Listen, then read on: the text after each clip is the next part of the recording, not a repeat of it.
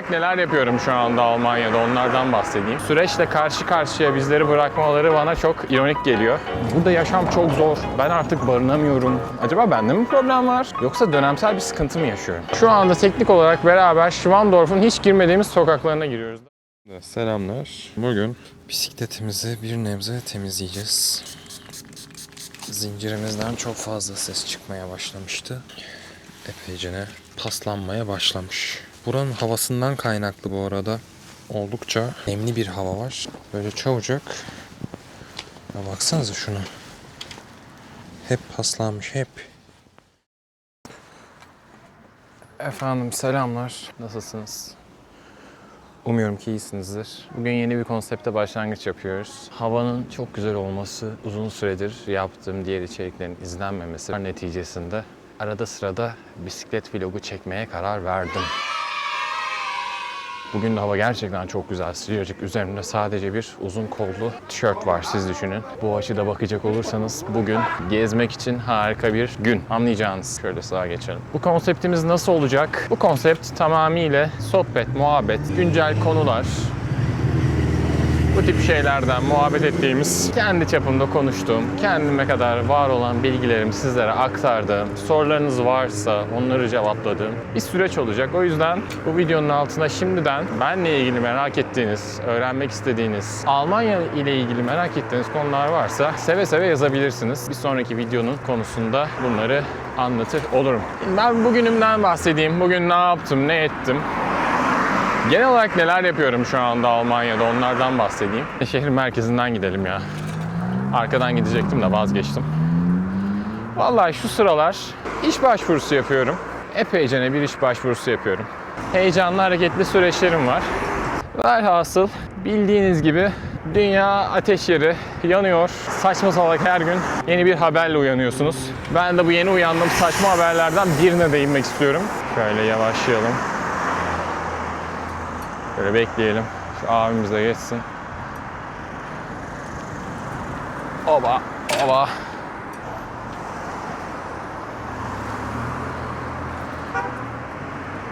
En son bugün şunu gördüm. Donald Trump'ın odasında 15-20 kişilik böyle üstü üniformalı, sözde devlet memuru birkaç tip sağa sola birbirlerine dokunup dua ediyorlar. Bu insanlar yıllarca, Orta Doğu'da demek istemiyorum ama öylesine işlettiler ki bu kelimeyi de, Orta Doğu'da bulunan ülkelerin sapkın düşünceli inançlarını önlemek için bir şeyler yaptıklarını iddia eden bir tayfanın böylesine komik bir süreçle karşı karşıya bizleri bırakmaları bana çok ironik geliyor. Tabi bu sahneleri anlatırken de şu yana köşeye o videoyu koymak isterim eğer izlememiş olanlarınız varsa.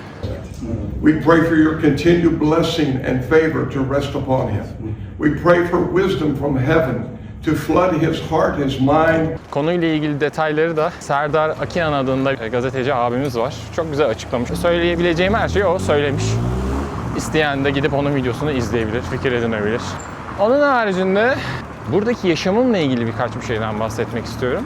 Özellikle sıkı bir YouTube izleyicisi olarak uzun yıllar boyunca Almanya'daki hayatı izledim, inceledim. Birçok insanın videosuna tanık oldum, takip ettim. Bu süreler içerisinde izlediğim insanların yaşam hayatlarında inanılmaz zorlanılmış bir hayat görmüyordum. Yaşadıkları problemler vardı evet ama çok bariz bir şekilde burada yaşam çok zor, ben artık barınamıyorum, buranın yalnızlığını kaldıramıyorum gibi böyle spesifik, çok net tavırlar görmüyordum, duymuyordum.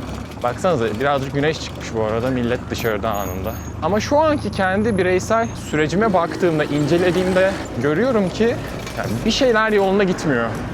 Burası neticesinde konuşuyorum. Bir şeyler iyi değil. Şunu sorguluyorum. Acaba bende mi problem var? Yoksa dönemsel bir sıkıntı mı yaşıyorum? Çevremde kiminle görüşsem, kiminle konuşsam, hani sıkıntılarımdan, dertlerimden bahsetsem, biz de bir konudan muzdaripiz, efendime söyleyeyim, biz de sıkıntı çekiyoruz, çok haklısın vesaire gibi dönüşler alıyorum.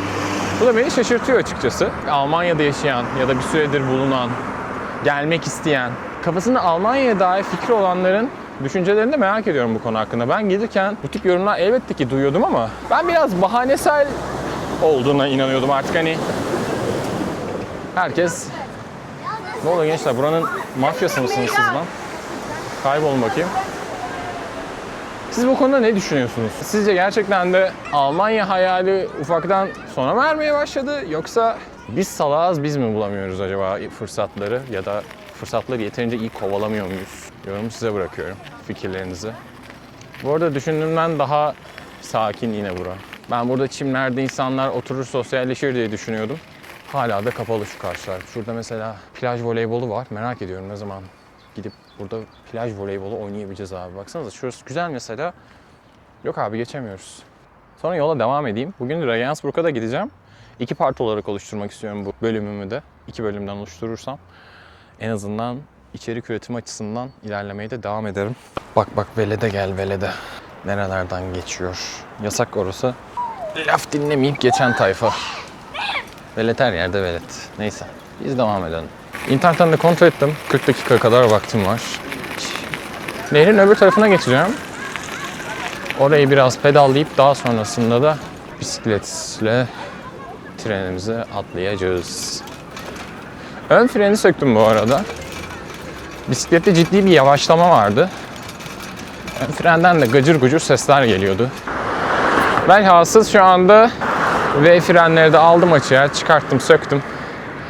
Bende de böyle bir hastalık var. V freni bir şekilde iptal ediyorum. Daraltıyor yani. V fren daraltması var. Disk freni zaten sevmiyorum. Hem maliyetli hem de maliyetli. Başka hiçbir nedeni yok. Manzara görünüyor mu bilmiyorum ama bakayım şöyle çevireyim biraz kendimi. Bundan sola doğru kayacağız. Belki şu kenarda köşede oturabileceğim bir yer bulursam yanımda 2 tane bürekim var. Bürekten atıştırdım ama buradan inemiyorum. O yüzden soldan devam.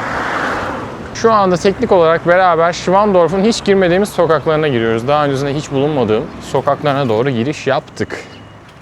Şu an haritayı genişletiyoruz. Bakın burada bir motor yetkili servisi de bulunuyor. Bayağı güzel motorlar mevcut. Buradan biz de kendimizi sola atalım. Nehrin yakınında bulunalım. Tamam, gelmek istediğim yere geldim. Buradan sağdan da geçiş var aslında ama ben buradan düz devam edeyim.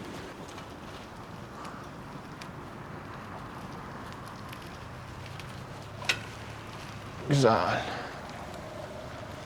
Bugün hava öylesine güzel ki daha erken neden çıkmadım ki sorusunu sordurtacaktı insan. Ve evet, aradığım yeri buldum arkadaş. Zorlamaya da gerek yok. 10 numara 5 yıldız bir yer buldum şu anda. Şöyle bisikletimi koyarım.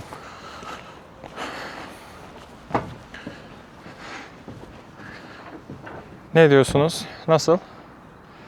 Bence tam şu açıdan Regensburg'a geçiş yapılabilir. Regensburg'da görüşürüz.